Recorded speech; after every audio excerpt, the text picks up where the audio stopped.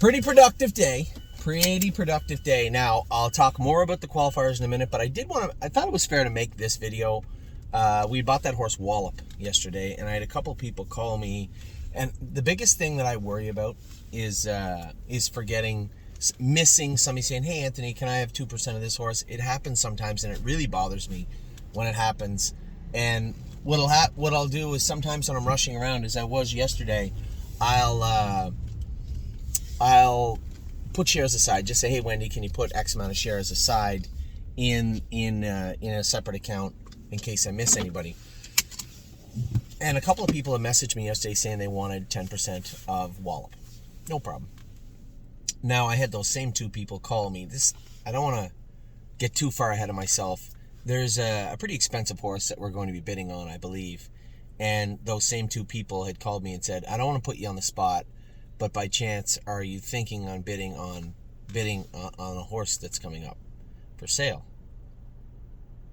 I said, "Yeah, I was thinking about it.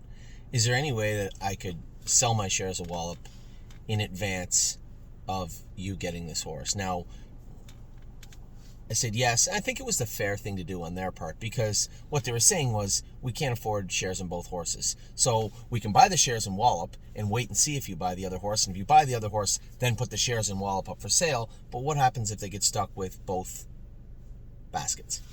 And I really actually appreciate them coming forward and saying that.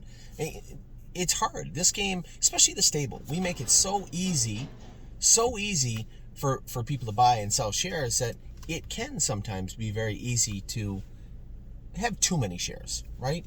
Now, of course, we afford everybody the opportunity to fix that, but I do appreciate when people are conservative, right? And if you're somebody that had called me for the first time and said, "Anthony, if I was to buy, if I had $5,000 to buy a horse," I've told you the same thing.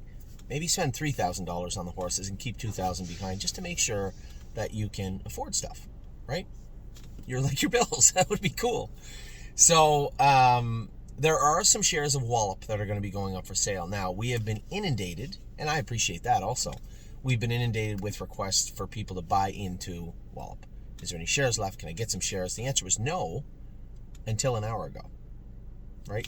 So there will be some shares of WALLOP going up for sale over the next couple of hours. I've actually asked Wendy to hold 10 back until tonight, because I did have somebody call me and say, "Anthony, I work until 6 o'clock, so I can't really buy shares, and I end up missing shares and horses. Is there any way you can mitigate that?"